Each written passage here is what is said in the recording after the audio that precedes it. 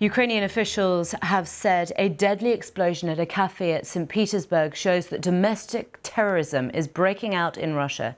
It's not known who was behind the blast on Sunday that killed Vladlen Tatarsky, a well-known blogger who backed the Russian invasion of Ukraine, but who, in recent times, had expressed criticism of the military campaign. Azadeh Mashiri has this report. Spiders are eating each other. That's how one Ukrainian official described a blast that killed a pro-Kremlin military blogger. Suddenly, everything exploded and there was smoke. It was like a slow-motion movie. We were seated in the back half of the hall. Everyone started to run. Those who were near had blood all over them. There are conflicting reports about what happened. Some suggest that Vladlen Tatarsky, seen in this recording, was handed a statue in a box as a present, but it contained a bomb hidden inside. The BBC has not verified the source of the blast, but verified the location. The motive is also unknown. He had a complicated history. He was very pro-Russian state until very recently. And very recently, Tatarsky was speaking out against Russian military strategy and had been recently somewhat critical of it, according to news reports. The attack has gained particular attention given the blogger's profile. He was a vocal supporter of Russia's war in Ukraine. In a video filmed inside the Kremlin last year, he said, "We will defeat everyone, we will kill everyone, we will rob everyone as necessary, just as we like it." Not only that, but Mr. Tatarsky said he was involved in combat on the front line in Ukraine. He even claimed to have helped launch combat drones.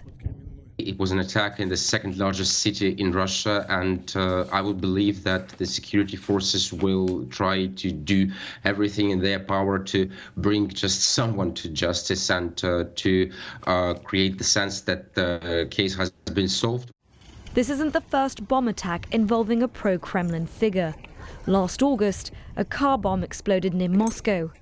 It killed Daria Dugina, a journalist and prominent supporter of the Russian military.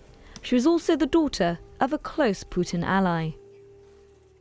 As for this latest attack, it's still unclear exactly what happened in President Putin's home city and why. Azadeh Mashiri, BBC News. The BBC's Will Vernon is in Moscow for us. Will, we understand that the blogger's death is now being investigated as a high-profile murder. Questions certainly being asked. Do we have any answers? Well, we're waiting for an update from the authorities this morning. What they said last night was that an unidentified explosive device detonated in the cafe, killing the blogger and wounding dozens of others. And several Russian news agencies reported that, that shortly before the blast, Tatarsky was handed some sort of statuette and that the explosives could have been hidden inside that. Now, why is this important? After all, you know, this wasn't a Russian official, this was a blogger, albeit a very well-known one. And actually, the kind of pro-Kremlin Russian military blogger community has taken on quite a high-profile role since the war began just over a year ago. And some of them have even gone so far as to criticize the authorities, right? Criticize the military, even the president himself, for perceived failings on the battlefield. And, you know, there have been a lot of embarrassing defeats for the Kremlin on the battlefield. So, you know, we don't yet know who was behind this attack. Russian officials have already pointed the finger of blame at Ukraine. A Ukrainian spokesman has denied that. But what I think is clear is that for many ordinary Russians, this will make them very nervous, right? Bombings like this didn't really happen before the war. And for many, this will be a sign, yet another sign, that for them, you know, the war is getting closer and closer to their homes. Will, thank you. Will Vernon there. Now, let's turn our attention to Kyiv. We can speak now to Hugo Bachega for the sort of Ukrainian side of this. Hugo, unlike many other military bloggers or Russian military bloggers in Ukraine, Tatarsky actually took up arms in combat operations and he reported from the front line.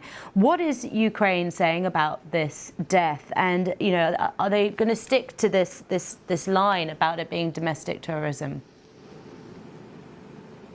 Yeah, we haven't had any kind of official reaction from the government here. And as Will was saying, there is no clear indication of who could have been behind this attack. Obviously, the suspicion will be that the Ukrainians have some kind of involvement in what happened yesterday. And the Ukrainians rarely admit any kind of involvement in attacks that happen inside Russia or in Russian-controlled territory. But some officials do issue some statements commenting on those attacks, sometimes some sarcastic remarks. So we're hearing some reaction from Mikhailo Podolyak, who is an advisor to President Zelensky. He said that this attack was evidence that political infighting was on the rise in Russia. He said that this explosion showed that domestic terrorism was breaking out. So this is the only reaction I think that we've had so far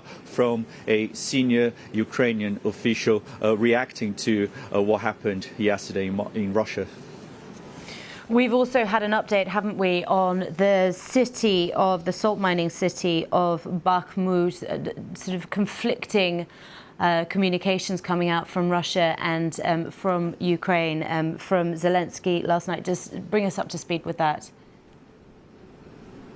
Yeah, so Victoria, we've been talking about Bakhmut for a very long time. Russian forces have been trying to capture this city in the eastern Donetsk region, and the Russian efforts have been led by the Wagner mercenary group. So the leader of this group has posted a video. He's claiming that the Russian flag has been raised in this eastern city after months of intense fighting there, with both sides suffering heavy losses. So we haven't had any independent confirmation of this claim.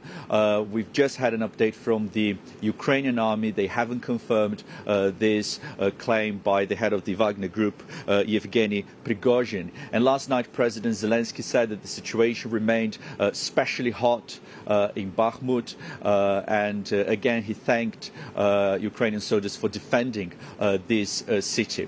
Now, for the Ukrainians, they've been saying that it is important to defend Bakhmut because they see Bakhmut as the first line of defense of major cities in the east of the country. Obviously, there is the expectation that the Ukrainians are going to launch a major offensive to try to take back territory that's now under occupation. And obviously, for the Russians, capturing Bakhmut would be a major victory after a number of humiliating setbacks on the battlefield. So the information is conflicting about what is happening in Bakhmut after this claim by the Wagner group. Hugo, thank you.